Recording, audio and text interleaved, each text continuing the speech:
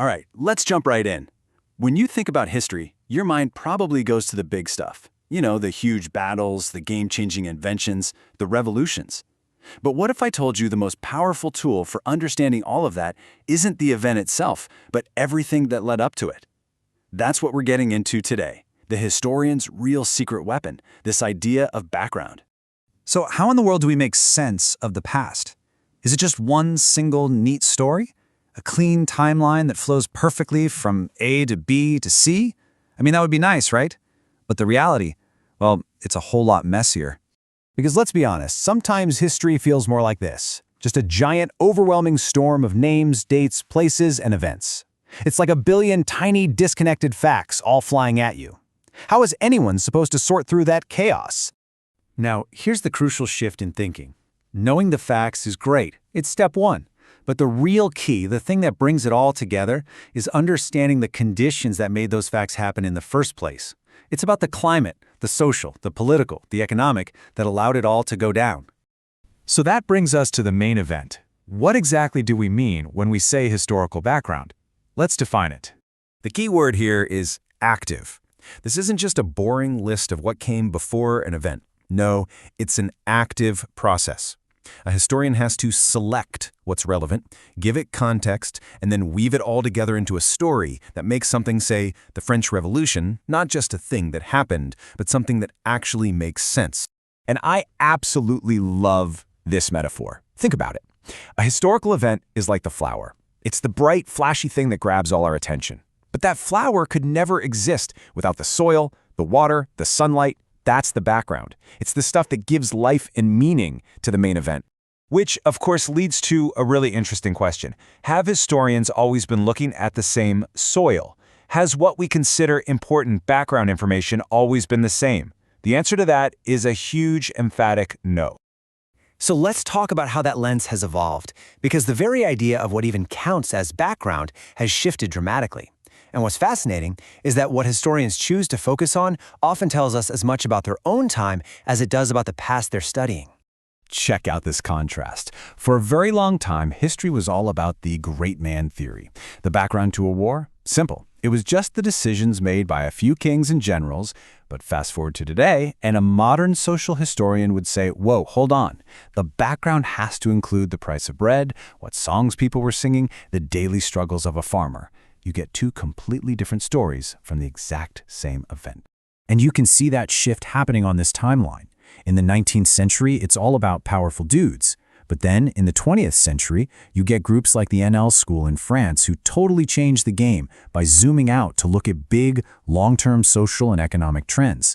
Then, we zoomed way in with microhistory, using one person's tiny story to understand a whole society. And that brings us to today, where the goal is to bring in as many diverse and previously ignored voices as possible to get the fullest picture yet. But this whole evolution, this constant act of choosing what to focus on, it points directly to the single biggest challenge every historian has to deal with. It's kind of the elephant in the room. And that challenge is bias. Look, every time a historian decides a king's letter is more important than a merchant's ledger, or the other way around, they're making a choice. They are selecting one thing and emphasizing it over another. And this isn't usually some evil plot. A lot of the time it's unconscious. It's just an unavoidable part of telling a coherent story. Okay, so all of this, the choices, the shifting focus, the bias, it's all leading up to the single most important idea in this entire explainer. This is a concept that will fundamentally change how you look at history. It's the difference between thinking of history as something you dig up versus something you build. This right here. This is the takeaway. Historical background isn't something you just find lying around.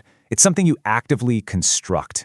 Historians aren't like archaeologists dusting off a perfectly preserved fossil of the past.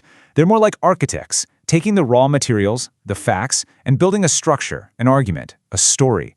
The background is their blueprint, and they're the ones drawing it. Let's make this super clear. Take just one historical event, the start of World War I. A political historian will construct a background of secret treaties and diplomatic blunders. An economic historian will build a totally different background of colonial rivalries and trade disputes. A cultural historian might construct a background of nationalism and popular media. From that one event, you get dozens of different, totally valid fact-based stories. None of them are wrong, but none of them are the whole picture either. Okay, I can hear you thinking. This is all interesting, academic stuff, but so what? Why does this matter to me right now? Well, because understanding this process gives you a ridiculously powerful new lens for looking at the world today. It's simple, really. It turns you from a passive consumer of information into an active, critical thinker. It makes you realize that every story you hear, every single one, has an architect behind it. So here's your new toolkit. These are things you can start doing immediately. The next time you read a news story, say about why inflation is high, don't just accept the first explanation you hear. If the story constructs a background focused on international supply chains, ask yourself, what's missing? What about a background of corporate profits, or government spending, or consumer demand? You start to see that the context you're given is always a choice. Because once you get that the story of the past is constructed, you suddenly start seeing the scaffolding of the present. You can spot the invisible forces and the chosen narratives all around you that are trying to shape how you think about today. And that's the thought I want to leave you with. Tomorrow, when you pick up your phone or see a headline and you read a story about some new crisis or political debate, just ask the question, what's the background they're giving me here? And maybe more importantly, who's building it?